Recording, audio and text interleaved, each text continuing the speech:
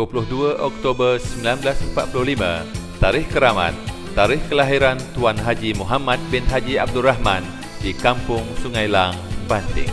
Pendidikan rendah telah diperolehi di SK Sungai Lang dari tahun 1955 sehingga 1957. Beliau meneruskan pengajian ke sekolah menengah dari tahun 1958 sehingga 1966 di Sekolah Agama Menengah Unwanus Saadah, Kancung Darat, Banting. Seterusnya ke College Islam Kelang dari tahun 1969 sehingga 1970. Bidang perguruan menjadi pilihan. Lantas beliau melanjutkan pengajian di Maktab Perguruan Sultan Idris Tanjung Malim, Perak pada tahun 1973 sehingga 1976. Kegigihan menuntut ilmu tidak tamat di situ kerana pada tahun 1984 sehingga 1988 beliau telah melanjutkan pengajian ke Menara Gading, iaitu di Universiti Kebangsaan Malaysia. Beliau menamatkan zaman bujangnya apabila bertemu jodoh dengan isteri tercinta Puan Sabariah binti Abdul Ghani. Hasil perkongsian hidup, mereka telah dikurniakan dengan 3 orang putera dan 2 orang puteri. Keluarga bahagia ini kini sedang menetap di Taman Setiajaya, Banting. Amanah sebagai seorang pendidik bermula dengan tugas beliau yang pertama sebagai guru di SK Datuk Keramat, Kuala Lumpur. Terusnya, beliau berkhidmat di SK Sri Langat, Banting dan SK Methodist Teluk Datuk, Banting. Pada tahun 1988, beliau bertukar angin ke sekolah menengah dan mula bertugas di Sekolah Menengah Batu Laut dan pada tahun berikutnya di sekolah menengah juga.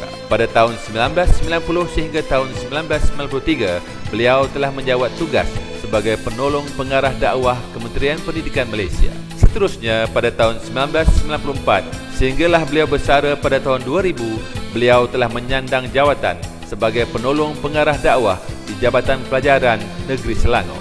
Beliau juga pernah menabur khidmat di Universiti Amman, Jordan pada tahun 1996. Sepanjang perkhidmatan, Tuan Haji Muhammad telah menjalankan tugas dengan penuh tanggungjawab dan dedikasi, sehinggalah beliau menerima anugerah perkhidmatan cemerlang dari Jabatan Pelajaran Negeri Selangor pada tahun 1995. Jasa dan bakti yang ditunjukkan oleh beliau telah mendapat pengiktirafan sehingga beliau menerima anugerah kebesaran sebagai Ahli Mahkota Selangor AMS pada tahun 2000.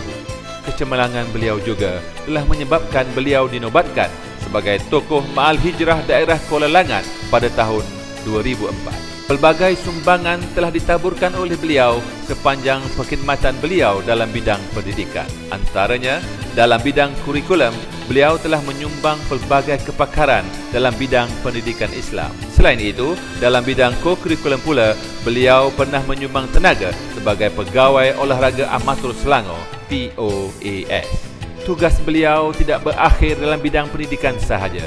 Malahan, beliau turut menyumbang bakti dalam kegiatan kemasyarakatan dan memegang beberapa jawatan penting. Beliau telah diberi kepercayaan untuk menyandang jawatan sebagai pengurusi Biro Agama UMNO bahagian Kuala Langat.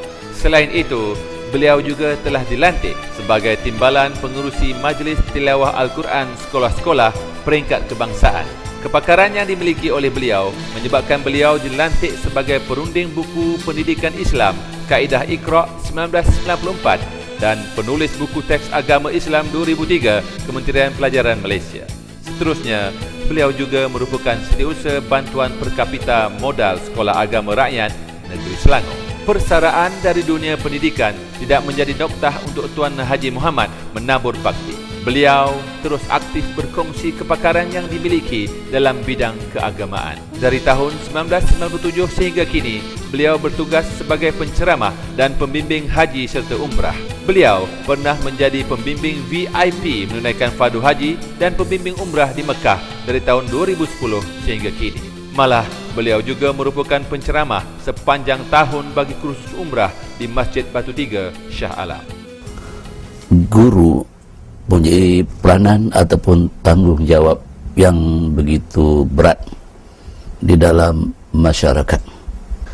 Jadi sifat-sifat yang perlu ada pada guru: ikhlas, bertanggungjawab di atas segala apa yang dilakukan, penyayang kepada murid-murid. Jadikanlah murid-murid seperti anak kita sendiri, tempat mereka mengadu, bila berada dalam sesuatu permasalahan, tekun dalam menjalankan sesuatu kerja ataupun tugasan. Jadi untuk kesempatan ini saya mengucapkan selamat Hari Guru kepada semua warga pendidik daerah Kuala Langat.